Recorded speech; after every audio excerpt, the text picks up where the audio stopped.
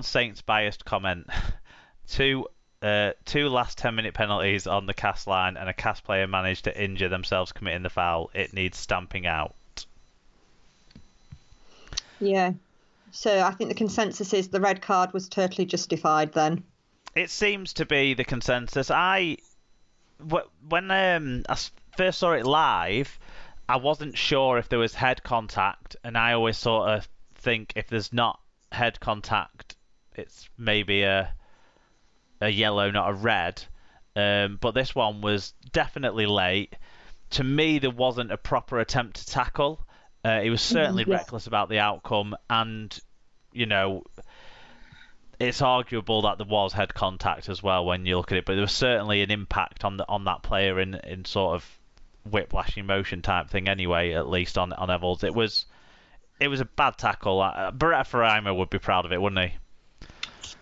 Much maligned Faraimo, yes.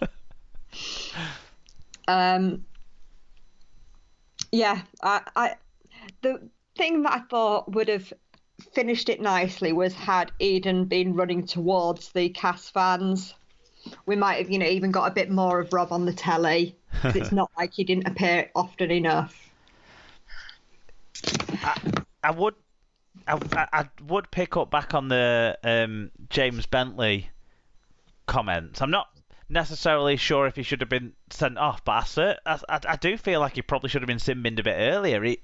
He was really all over the show in this game. There was a late hit earlier on in the game on the kicker that put Cass in good position. He just always seemed to be in and around the problems, and they kind of both gave Ben Thaler no chance because no choice, sorry, because he'd already warned both of them on that earlier incident that they should have been that they needed to stop. Well, Bentley needed to stop being a dickhead, and Matautia needed to stop running in to retaliate. And so he summed it up pretty nicely when he said, "I've already warned him about it. He made my job easy." Yeah.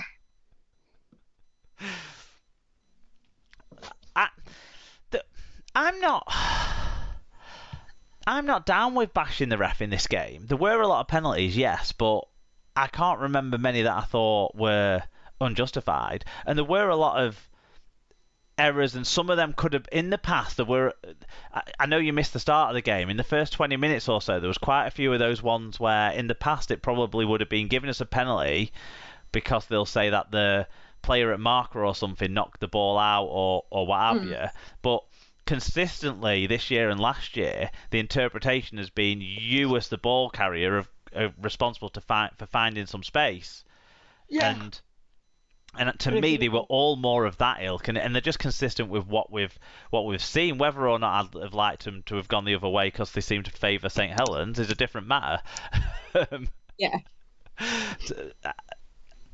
And almost forgotten in the wash as well will be Jack Wellsby scored a really good try, the first try of the game, and it sort of looked then that Saints were probably going to take control and win another game where they defend belligerently and attack miserably, but have some nice finishes because they've got some talented players.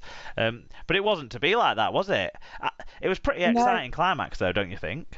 Yeah, so we had been to the cinema actually because we were away and the weather was poor, so we went to the cinema and I sort of had a couple of little glances at the score and sort of thought, oh yeah, here we go, but got back in time to watch the tail end of the game, and it was a good match. Saints seemed to have a lot of pressure on Castleford's line, and then obviously the interception try took it well, and I thought it was an entertaining 20 minutes or so that I saw of it. Yeah, and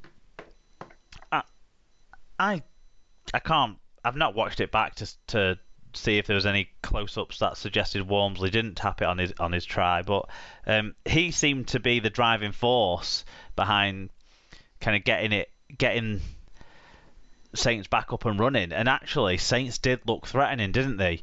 And it felt like they'd started to finally play the game faster, a little bit looser, a little bit more open, and kind of they looked really threatening. But Greg Yeah, Eden, it did feel like they were going to be the ones that scored. yeah, and it was one of those situations as well, weren't it, where Saints will score or Castle score on that call that Eden made. I mean, Coop probably could have, if he had his time again, he might dummy, but I do think there was men covering from the inside that still wouldn't have made that a foregone conclusion. That the pass was on in his eyes. Yeah. The run back as well from Eden, it was pretty thrilling. He looked like he'd tightened up, like the GB sprinter at the end of the 100-meter relay, which doesn't matter now anyway. Yeah. But he obviously clearly tightened up just in the last 10 meters or so. It looked the same from Eden actually, but that just made it more exciting because you thought that, oh, how's there a chance of someone maybe catching him? But they weren't really going to catch him, and he. No, and actually having the cast fans behind meant that they actually propelled him down the pitch away from them. Yeah, I mean, there was only a relatively small band of cast fans, wasn't there? Which is probably why Rob managed to get so much airtime at the end. I was expecting to see him a bit more throughout the game, and he didn't pop up loads until the post-match celebrations, where he was very joyful. What I did wonder is why he took his glasses off for the selfie. Is there something self-conscious about that? It's all right, Rob. All the best people wear glasses, don't worry. Exactly. Yeah, no, I saw him celebrate when Eden scored, but yeah, then particularly after the match. Yeah, but he did get quite a lot of TV time. I found the game entertaining, and I was happy with the outcome. That's for sure. Really? Yeah. Shall we move on? Yeah, let's move on. So, the second game of the weekend was Catalans against Hull FC, and it finished 31-16 to Catalans despite them being down 14-10 at half-time. The crowd was 7,129 and it was refereed by James Child. We've got incomplete team stats. Yeah, Corrigan Lecam doesn't exist, according to Opta. Who doesn't? Big, tallest player to play in Super League, Corrigan Lecam. Okay. Yeah. In terms of Catalans, Mikel Gudimon with 41 tackles and 11 marker tackles. Tom Davies with 2 tries, 179 metres and 2 clean breaks. Sami Sonilangi, 1 try assist, 122 metres. And Mike McMeekin with 106 metres. For the losing Hull FC side, Carlos Tumivavi with 1 try, 5 tackle busts, 210 metres. Danny Houghton, 49 tackles. Manu Mao, 111 metres. And Joe Cater with 43 tackles and no missed tackles. In terms of the fan views, Alan Walker said, aye, deja vu yet again, this time against the other team from Hull. Eldrax missing Alrix in the first, or was it just too hot, baby?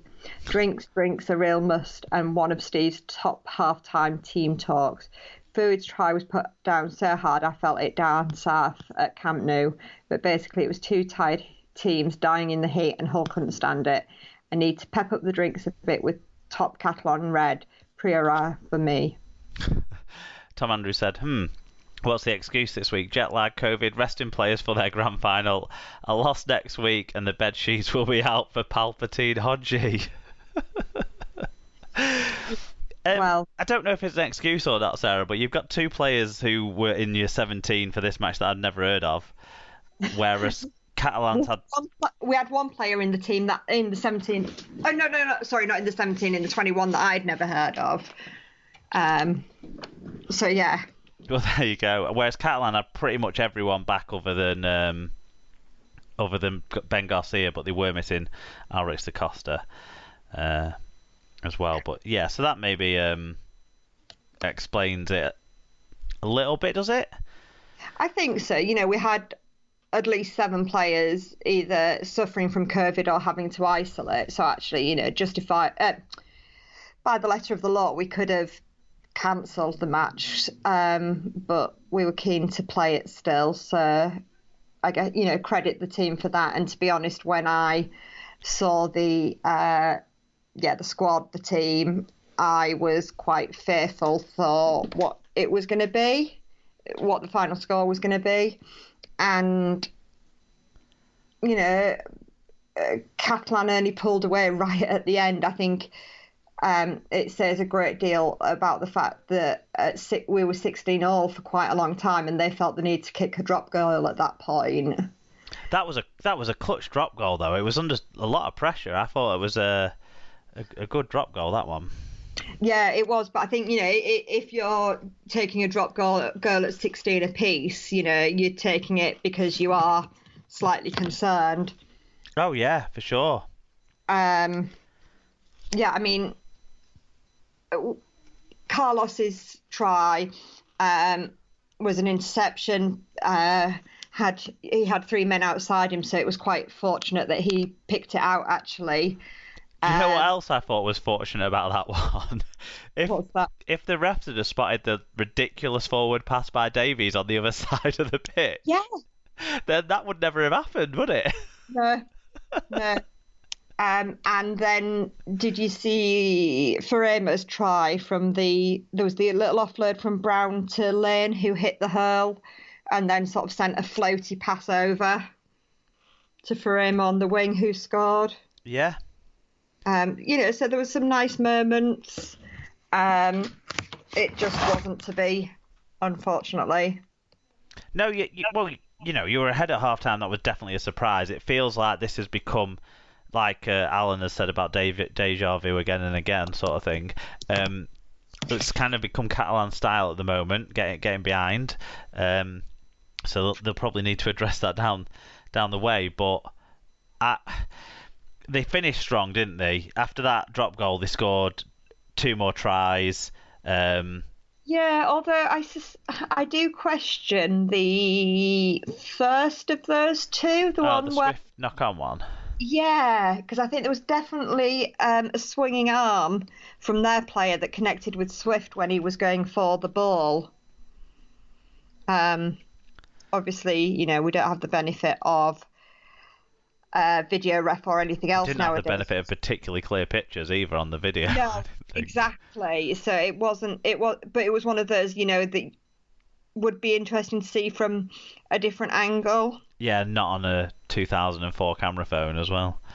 Yeah, or whatever it was. Yeah, definitely. So, that is one that, and again, things go for you, they go against you. Yeah, I thought the Catalans' play for the two Tom Davies tries were pretty nice pieces of play. Certainly, Davies and Farhay have got a really good, slick partnership going down that side of the pitch for Catalans, and with all their sort of key men back through the middle of the pitch as well to set the play up. Tompkins, Maloney, and Drinkwater all back in partnership with each other. It just looks so rhythmic that it gets out there on time, and Farhay's good enough to find his winger consistently. So yeah, there was some good stuff there from Catalans. It says in the League Express that Carlos Tumavave was simbin for a high tackle on Corotin Lecam, which I would say is almost impossible. But it looked to me like he was penalised, like it seemed to be like a build-up. Obviously, you can't see them all on the highlights, but I thought it was a run of infringements maybe that he got simbin for. Well, I think it was. It was given as a professional foul. Yeah. Not releasing the player at the play the ball. Yeah. But I thought it was weird, the suggestion that it was for a high tackle. Anyway. Yeah, that's not the signal that the referee gave on the highlights I've seen. Yeah, that's what I thought. Anything else on this one? Anything to mention about the young players that were pulled into the game? Marcus Walker in the centre and Jacob Hookham, who didn't get used off the Yeah, I was going to say again, my criticism would be, in scorching hot conditions, which it clearly was, why are we not playing all of our substitutes? Yeah. And this seems to be something that Hodgson does.